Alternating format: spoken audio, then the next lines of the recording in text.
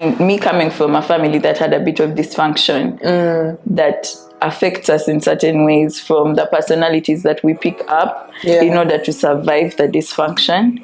And then those personalities also not being our true personalities. You know how you talked about Belinda the daughter, Belinda the entrepreneur.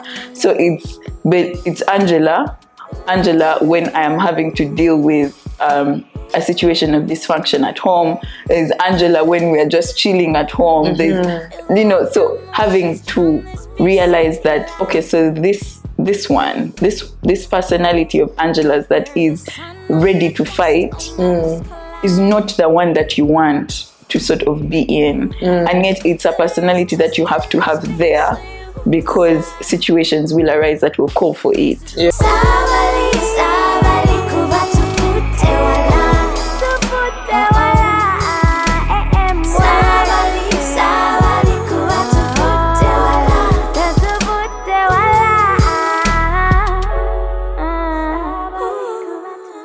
Guys, welcome back to the Can We Talk podcast. My name is Belinda and I'm excited to be back with another conversation worth having. Before I let you know who's on the show today, first stop and go subscribe, guys. It really helps if you subscribe. And if you like the conversation, also be sure to like or share the video. On today's show, we have Angella Lawino. She's a friend of the Can We Talk community and she's also a psychologist at Safe Places Uganda, and I'm excited to have her here with us today. Yeah, hi Angela. Excited to have you here. I first met Angela, first of all, when we were working together on our edition. For those who don't know, Can We Talk has conversation cards that help you have conversations with different people. But we worked with Angela on the self-healing edition, which is the one that helps you have a conversation with yourself. And guys, as I said, she's a psychologist, so she knows what she's talking about in the cards. So be sure to check it out. But how are you, Angela? I think you can do a better job of introducing yourself. We're trying to introduce ourselves past our titles. So I'm interested to hear on how you introduce who Angela is. Okay. My name is Angella Lawino. I'm a psychologist. I'm going to just drop my title there just for flavor. Yeah. I am an only girl in my family. An interesting thing that I would say about me in my introduction is I had the most beautiful stepmother. Yeah. I had the most amazing stepmother. And she raised me and she was so amazing. So I think a lot of my ability to read, my reading, the way that I speak is all attributed to my stepmother. Yeah. So nice. I like that you started with your childhood, your past, your upbringing, the people who influenced me. Yeah. So let's first go back to Angela as a child. Yeah. You said you brought up the fact that you're an only girl. Yes. How did that, you think, influence your personality today? How did being an only girl? Were you in a place that had a lot of boys, or you were an only girl but still just only girl with so many boys? Because I remember our neighbors, boys. So that means the people we used to play with, just boys. My cousins who are in the same age bracket, boys. So basically, even when I was at my grandmom's, it was me, and then boys, and then my aunties. But it was majorly just me and boys. How did that influence my personality? I think I became sort of attention. Like there's just a way in which I would want to have a certain level of attention given to me. I remember this by the older people, like babied or pampered. I remember this one story where you wanted princess. Yes, from the beginning. Exactly. I remember I was playing with a cable and then I hit my cousin and he started crying and I ran very quickly to my grandmom and I was like, he has hit me with a cable. Can you imagine? And now my cousin comes and my grandma is already like, no. Do you see this girl? How do you, it was like, the only girl here. How are you treating her like this? Why are you being rough on this little girl? it was me who was chaotic. And then you came into the real world where women are not given the special treatment. Nothing. Woke you up to reality. Right. But I think I also loved it because it was like, it was from there that I also understood that you could actually have genuine friendships with guys, with people of the opposite sex. Yeah. So from like just my neighbors, from my interactions and my conversations with my cousins, and up to date right now, it has never been a challenge for me to get into a space where I'm just with guys. Yeah. And we're flowing, we're talking properly, and I'm not attributing it to anything. I'm just there. Like we're just chilling. Yeah. You get? So, and I think that came from that space of you've just been surrounded with this gender so much that you get a sort of comfort being around it. Yeah. And then even as an adult, you just you free flow in it, and it's not something that you have to struggle to get into. Yeah. How would you say your friendships with women are? I think they're good as well. I think they are good as well, but I think something that I should also say is my friendships are just funny, by the way, in general. Yeah, in general. Like you're figuring them out. Or funny in, they're not your typical, what do you mean when you say that? When I say that they're funny, I mean it in terms of just, I would not say that I have better friendships with guys than with girls, or with girls than with guys. But it's like, I have learned that I can't compare the two. Like, I've learned that they are a bit different. The dynamics of the friendships with the two genders are different. And so when I'm with girls, it's this. I have a sort of expectation with my female friendships that I do not have with my male friendships, and an expectation of my male friendships that I don't have with my female friendships. But beyond that, it's also, when I say that my friendships are weird, it's that I think friendship is something that I began to discover and understand better when I was at campus, in terms of me understanding what type of friend am I able to be. Because you always think about the friends that you want. Exactly. But for me as an individual, I think considering even just my personality, it's very easy to see someone and you're like, oh, that person, very good friend, even in my friendships, I want to be like them. Person, So you begin to struggle to sort of achieve something that, based off of your personality, is a bit hard to be. So I remember when I was at campus, my holidays would be for 3 weeks. And I'd come back, and the only thing I'd want to do is switch off my phone. Yeah. Literally. I would come and WhatsApp is uninstalled, everything. Like, I'm just chilling. Well, that means that I'm not communicating with people often. I'm not, like, I'm outside. I'm guilty of that thing of non-communicating. Exactly. So I had to learn that I'm not able to be the type of person who is like texting all the time, phone calls all the time, all the time. But I did make it known that whenever you need me, like, and I think that reliability, despite how often we talk, is something that I got to understand, that I'm striving so hard to be a friend that I cannot be. So then why don't I just make sure that what I can be is communicated, is made known. So it's that I might not be able to do those other things, to hang out all the time, to meet you every week, every this, and just talk all the time. But when you need me, just know I'll be there, like, without a doubt. It's funny we're talking about this. I saw a thing on Twitter recently. A lady was putting a thread about this whole thing that we have these days of, you don't, in friendship, you don't have to check in every day. You know how life is busy for everyone and all this, and like that whole thing of, I like friendships that are easy and I don't have to constantly be in communication and stuff. And she was saying that she feels that lately it has become a clutch, and it's also when we go into the mental health side of things, in terms of like this chronic loneliness that a lot of people in our generation are feeling. It's because also of those things that, let me say, you've moved away. Your friend's life is busy.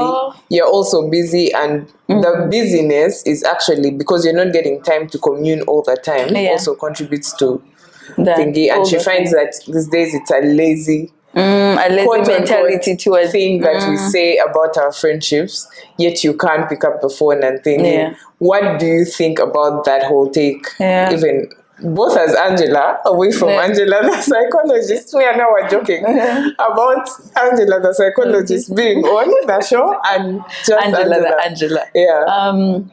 I agree. I agree that there are elements to it that have been like, you exaggerate and people just sort of find a sort of thing to cling on. It's almost like the self-love thing of people doing, for me, self-love. And then you remove the aspect of accountability. You remove the aspect of how you need to be able to care for other people, even in the midst of your self-love. That you loving yourself should not, as in, negatively interrupt other people's ability to love and care for themselves. And that's possible. So I agree that it is possible that we get to a place where it's just a lazy thing that we say in order to sort of fail to hold ourselves accountable to some of the things that we should be able to do in friendship. So I think that is Angela the psychologist. Angela is Angela. I think even as we do that, even as we say those things, there need to be ways in which we understand how our friends operate. So even as much as I'm not the one who can do like the long phone calls and the meeting up all the time and things like that, I do have friends who, to that is important. So I have to be able to strike a balance. I have to be able to realize that, I can't go this long without meeting this person, without sitting down with this person, because for this person, if that doesn't happen, then they feel like you have sort of moved away from the friendship. And it's interesting because, again, from the dinner with my friends, one of the cards that we picked up was, what do you she's think? Talking about dinner of the Can We Talk cards? Is that the one you're saying? When we played them with at dinner. One of the cards that I picked up was, what do you think is most misunderstood in your friendships? And I have this really, really close friend of mine, and we don't meet often. We don't do phone calls often. And for the longest time, I felt like the thing that she did not understand was just how I struggle in that area of just meeting and stuff like that. So that's what I said. And her response was, oh my God, I'm so sorry that you ever felt that I didn't understand that. I did understand it. And that's why our friendship still holds the value and the place that it does. Because I understand that I'm not out here gallivanting with all my other friends and not her. I'm not gallivanting with anyone. I don't know why I'm using the word gallivanting. But because she sees that for me, it's not the easiest thing. So she was like, I've never misunderstood that. Like, I understand it. And when we meet, I appreciate it. And, we make it work. We catch up. It's not that there's these magical things that are happening in my life that you do not know about. You are aware of all the important things, and I'm aware of your important things. And when you need me, I'm available. When I need you, you're available. So it's communication. What I'm hearing you say is the communication, understanding, and grace. I think they're just giving each other grace. And also holding yourself accountable too. And accountability. You've talked about self-accountability. That's why we always bypass it. In all the things you say, it's like one we put under the rug. They're like, yeah, sure. Let me take you back to the joke of the two personalities, or like Angela the psychologist and Angela. In life, we know we have these different roles we play, right? that have a big part on our identity. I think with me, I also struggle with that in terms of your role as a daughter. So there's like Belinda the daughter, there's Belinda the entrepreneur, Belinda the this, you know, and there's of course a core to it. It's not like you're showing up as a different person or that you're pretending to be these people, but these different roles bring out a different side of you.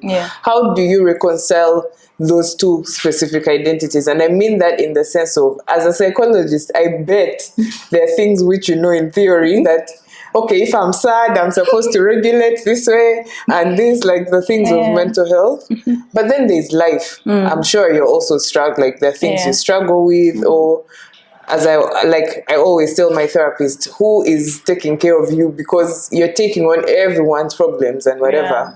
So how do you reconcile that too? And how it must be, I feel like it must be hard for you to give yourself grace when you know better, because you're helping everyone else do the same thing. Yeah, that's a very interesting question, and also a very timely question. I've been going through a few things recently. And I remember sometime I was just on phone with one of my best friends, and I was crying, and I was just telling him, I feel like I failed. I feel like I know these things. I know what I'm supposed to do. I have helped people get out of this same situation, but I am unable to get myself out of it. You and I had the conversation. I told you about how I was starting therapy. Yeah. And I was just telling him, I hate the fact that I'm even considering starting therapy. That's crazy. You're the one telling us to go for therapy. Right? I was just telling him, I hate the fact that I even have to consider going to therapy. I feel like I have failed. I feel like what is this? Did you used to therapize yourself? Or do you find that you do that? I'm sorry to cut you off, but I want to. Yes. I think there were just other situations that happened, and I was able to pick myself out of them. So now being in this situation, and I felt like I was failing to do that. Yes, I felt like, you know, the things that I would have thought should have been able to work or to help me were not working. So I was in a place where, okay, so I actually need to go see a therapist. I actually need to go speak to someone. But at the same time, it was also like, what are they going to tell you that you don't know? Can you imagine? I can imagine though. I can totally imagine how that would feel. I was literally like, oh my God, what are they going to tell you that you're not going to be able to tell yourself? Yeah. What are they going to say? And I think that is also from a place of just, for lack of better words, being stupid, because I don't know everything. So it's definitely possible to go there and you get a completely different perspective. It was also that I had expectations of the therapist. Like, I was basically being the client that would tell clients not to be. Right? Did you find a therapist in your circles, or you were like, let me go out there? I wanted someone outside. I wanted someone outside my circles. I wanted someone who did not know me, did not have an idea of me, had never met me, never heard me speak, everything. And interestingly, she did give me a perspective. She did say something that sort of rang in my head, a perspective that I had not thought about. But to go back to the question, it's in this season, it hasn't been easy. It hasn't been easy, like, even as much as I should be able to, I'm not. So you're not feeling like I'm not able to support myself. And for me, that also tied into my work then of, if I'm not able to come through for myself as a therapist, you know these things, and you're not able to do them for yourself, then what are you doing for other people? Yeah. So, and I remember him asking me, are you still seeing clients? Are you still? And I was like, yes, I am. What else? What am I supposed to do? And he's like, you know that thing of when you answer something to your friends and they're just like, well, you don't really seem like you're in a position to be doing things like that. But do you take it as, like, I've always wondered, when you as a psychologist, do you enter it the way I go to a job? You know how I'm like I wake up at 9 and I switch on that car switch. Is there a switch that comes out of the person, the therapist? The therapist and the person. In terms of what you were saying, like you being able to support someone else while you're also struggling to support yourself. But you see, it's a bit hard to separate the two. It's really a bit hard to separate the two. And I remember earlier I had to learn something where I would ask my friends, do you want me to respond as Angela or do you want me to respond as a psychologist? Your friends are getting free therapy. Right? Those guys, by the way. But I had to learn. So I had to put into practice in my relationships. I had to put into practice to sort of know that when my friends come and maybe rant to me or say a few things to me, sometimes they're not coming to Angela, the psychologist, to break down things and then do perspective. Sometimes they just want Angela, the one who is going to be emotionally entangled in the things, because as a psychologist, I can't be emotionally entangled. I have to try my level best to remove my emotions and then look at the things rationally or objectively. So even when I get into work, I'm not completely removing Angela as Angela, because there are aspects of who I am, what I have been through as an individual, that have the ability to come in and support Angela, the psychologist. So if I completely remove this other person of who I am, it will affect the work that I do. So they do come together. And if you do realize, if you speak to quite a number of therapists or psychologists, they have stories that led them there. And it's those stories that sort of help them get even better at the work that they do. So because they have an understanding, because they have an experience, because they have had an encounter, they know better as a result of. So removing what is supporting your ability to know better from the book knowledge that you have is removing your ability to be good at what you're doing. Oh, I love that. So I think that's what people always say of, even away from just psychology, whatever you do, you know, these things when someone wants to start something, and it's always like, but someone else is already doing this, and it's always like, but it's not you doing it's not because you. There's that part of you that you're carrying that the other person is not. What is your story that you led you to there? And if you can, well, the part that you're comfortable with sharing. I think first there's just then the nature part of it, of just me as an individual, of my personality and things that I just desire, and just being, I say highly sensitive. Highly sensitive, yes. You know, highly sensitive. The need to just support people, the need to care for people, the need to help people. So there's that. But then I think there's also just the family that I grew up in. So the family dynamics. Then you get to high school and you experience certain things, and then you just keep on going through different situations in life that are constantly just things of, okay, so I don't want anyone to go through that. I don't want anyone to go through that alone. I don't want anyone to feel like that is a place or a space that they would not be able to get out of. I don't want anyone to ever have to maybe look at themselves a certain way and things like that. And that's just all coming from things that you've experienced, that I experienced rather, growing up. Even just growing up as an only girl with boys. There are things that just come up and I'm just like, bruh, idiot. And then you grow up and then you realize, wait, I have this perception of myself because of these idiots that I grew up with. So I'm not calling them idiots in a bad way, like idiots with a lot of love. So things like that, or you just have those experiences in your family And me coming from a family that had a bit of dysfunction, that affects us in certain ways, from the personalities that we pick up in order to survive the dysfunction. And then those personalities also not being our true personalities. You know how you talked about Belinda the daughter, Belinda the entrepreneur.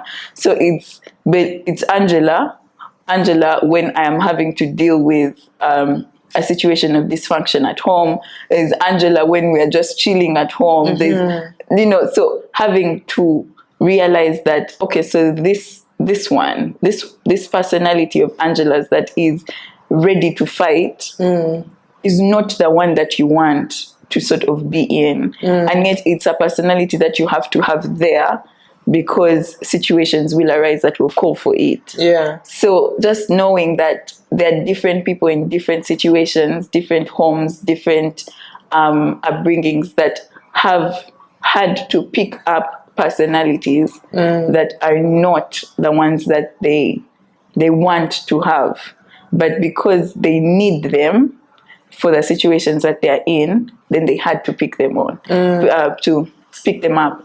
And not many people know how to actually separate the things you get of someone is just ever in fight mode. Always, like, triggered, defensive, argumentative, and they don't realize that this is coming from an experience that they either got nurtured into that needed them to be like that, but there'll be situations that don't require you to be like that. But because you're unable to separate, you sort of just carry that and you put it aside as well. Yeah. What was your family supportive of the career path you chose? Because I know now we're all about mental health and wellness and all this. But for me growing up, I remember anyone in my community or family that had like a mental health illness that now I look back on and I was like, oh, that was this. It was like, no mlalu. Or they took them to prison. But that's what you knew Butabika for, actually.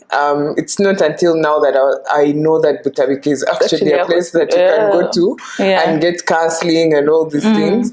It's actually a hospital. It's not like just a place. A place where mad people go. Yeah. So how did your family feel when you decided to go into this path? So first thing is I always wanted to be in this path, in this space. So when I was younger, I used to think it was social work. So I always would say, oh, I want to be a social worker. I want to be a social worker. And my mom would be like, Madam, we're in this Uganda. Unless you get a job for like the UN. Yeah. Those are not things that work in this country. Yeah. Then I had an auntie who left the country to go study, and she was doing psychology. So one day she's explaining to me what she's doing, and I'm like, oh, that's what I want to do. I want to be a psychologist. And that was as early as like S1. So fast forward, my mom is just like, no, Angela, audit firm, get into IBA, accounting, finance, let's get it, things like that. So it sort of entered my mind as well, like the ease of it, of, oh, I won't have to look for a job, oh, I won't have to, like it just sat there. So I got to uni and I was doing IBA. So interesting thing is I was doing IBA, but I was still asking my mom if I can do a short course online in psychology. Wow, like you were just burning. Yes. So I did my first semester IBA, okay. Second semester, okay. Third semester, get into an accounting class, and I'm like, wow, thank you. No thanks. This is not my portion. This is not working. So I remember it was a Friday. I called my mom, and I told her, Mommy, I would like to let you know, not discussing, I'm letting you know that I'm going to be changing my course from IBA to psychology. And she's like, okay, give me some time to think about it. I was like, okay, you have time to think about it, but I'm going to change. So Saturday morning, I get up, go to the academic registrar's office, and I put in my papers for changing from School of Business to School of Humanities to do psychology.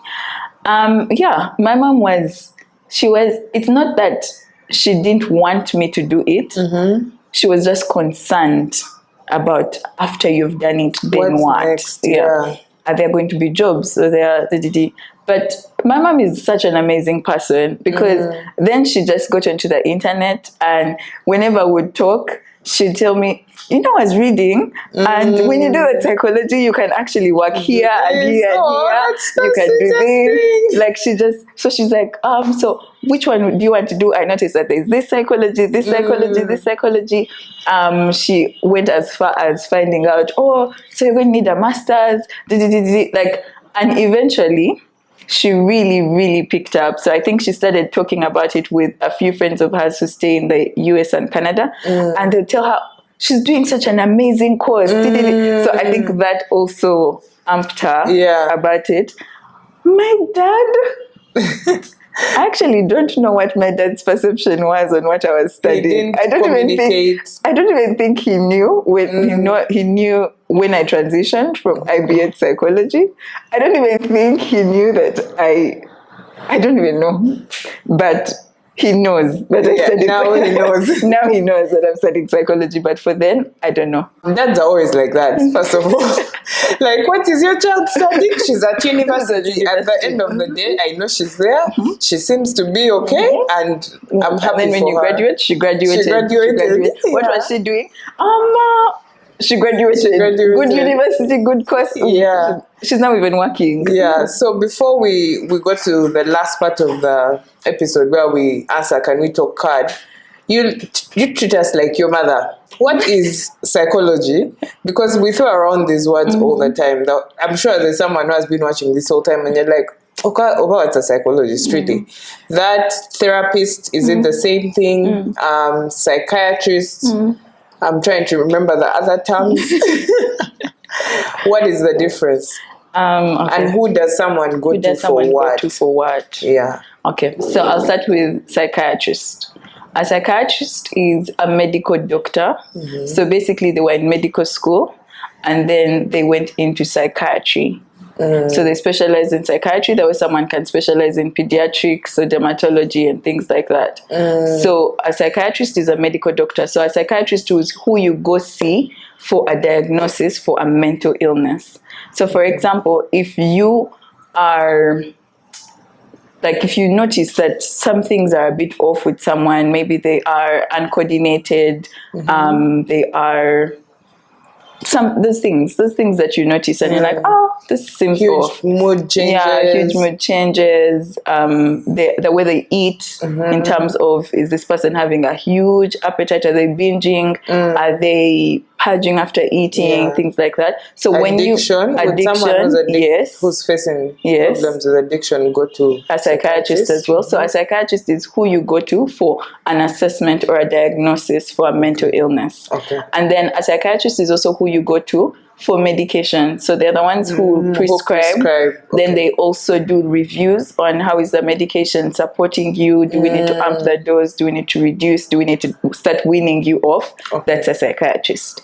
Then a psychologist is someone who, they have an understanding of mental illnesses and then they support you through different interventions. So they'll use maybe CBT, EFT, any of those. I'm using the short forms, but like whether it's cognitive behavior therapy. That's the one where I think most people use, where it's one-on-one talking. Yes. So when it comes to one-on-one talking, there's one-on-one talking that's just talk therapy. Okay. Of where you're talking through what you're going, what is happening in your life or the situation that you're in.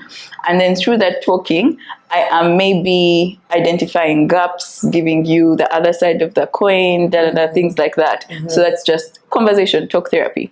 Then in CBT, it's basically a form of therapy that works to change your thoughts. And then through changing your thoughts, your cognitive process, we are changing your behavior because your behavior is influenced by your thoughts. So that's CBT. Then we have others, the EFT, that's emotion focused therapy. Then you have the DBT, that is something behavior therapy, blah, blah, blah. Guys, but, it's so there are all those forms of therapy. So a psychologist will sort of support you through your mental illness using those forms of therapy. So a counselor is someone who supports you with day-to-day life stresses. So for example, if you're struggling with a transition at work, a transition into a new school, moving out of home, grief, even things like grief, not complicated grief, just grief, a counselor should be able to support you. There are counselors who have an understanding of mental illnesses, so they can almost do a similar role as a psychologist, a counseling psychologist. So then, so a counselor, day-to-day life stressors, a psychologist will do the therapy with the interventions and the techniques, and then a psychiatrist will do the medical part of it. So the diagnosis, the medication, things like that. So I think what we usually refer to as a therapist is between the psychologist and the counselor. I think we use it interchangeably. Yes. All these services are available at Safe Places Uganda. They have 2 offices in Chambogo and Bujiko. I really like hearing you trying to say it because you never I think you can talk a bit more about Safe Places before we... So Safe Places is a treatment center that offers support for mental health challenges, neurological challenges, and addiction challenges. So basically, if someone is struggling with anything from grief, from a childhood trauma, from depression, anxiety, then you have the more complex things, the bipolar, schizophrenia, psychosis, eating disorders, then addiction, from behavior to substance abuse addictions. So we do a wide range of mental health care. So basically we offer mental health services from the point of primary care, So basically we do mental health care from the point of community interventions, which is just early prevention, to the point of treatment and then aftercare. After that, you have received the treatment and you have left the center, we do offer services that support you even after that. Yeah, I will put their information in the description box below if you need to reach out to them. And now we're going to pick a card, each of us, from the Can We Talk game, and you get to answer a question and I get to answer one. My question is, what is something you think everyone should do at least once in their life? My answer is so weird. And I did answer this question. My answer is so weird. But I think someone needs to, at least once in your life, you need to experience being loved. That's such a nice answer. Like being loved, like being not the friendship love and stuff like that, but being loved by someone. I think that is something that someone needs to experience, like that type of love that holds you, Yeah. That type of love that carries you, that type of love that covers you. Right, guys, I hope you experience some love in your life. Like love, for honestly. real though. I think that's something, because the Bible does say the Bible has experienced it. She's so happy. No, but the Bible says love covers a multitude of sins, and you guys, there's a way in which when you experience like a type of love that holds, covers, protects you, there's a healing that comes to you as a result of that love. And so, for me, I think that's something that everyone needs to experience. Some kind of love in their life. We agree, we conquer. I think for me, I would say, you need to live in another society or culture for a while, like at least a month. And I said society or culture because some people say, but what if I can never leave the country?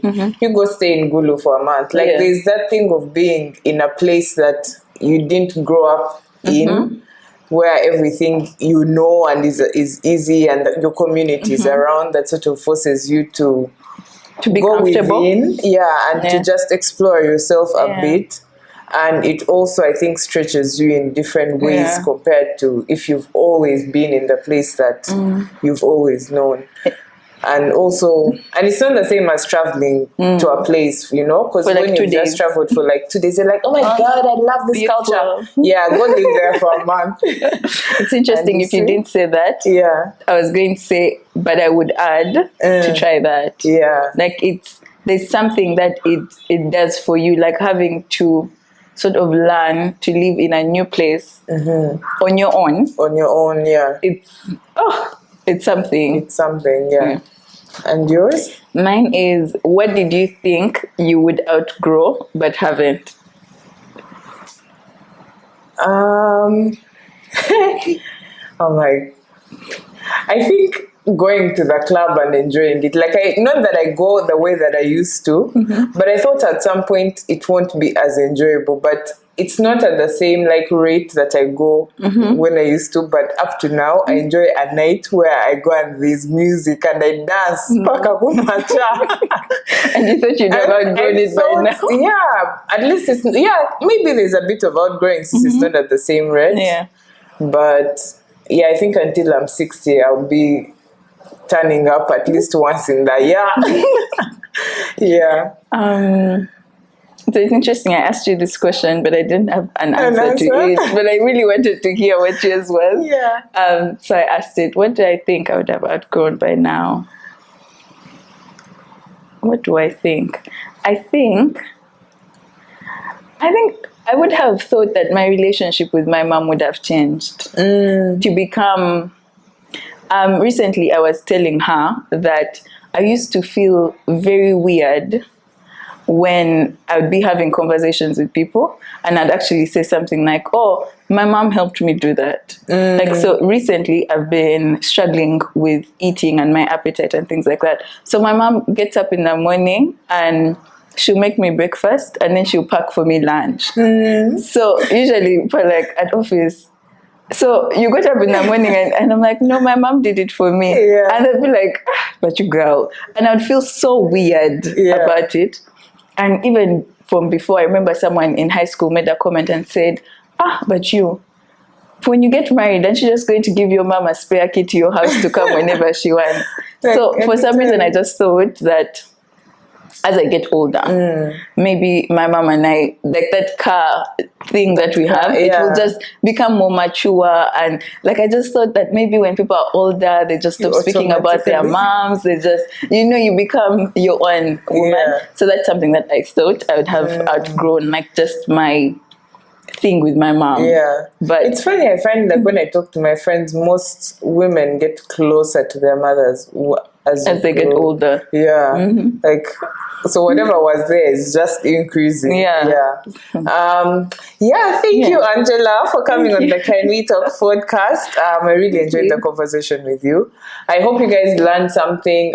Be sure to subscribe, comment, let us know which. Actually, you answer one of these questions. What is something you think everyone should do at least once in their life? Or what is something that you thought you'd have outgrown but haven't? Let us know in the comments below, and we'll be sure to also put the things of Safe Places in the description box.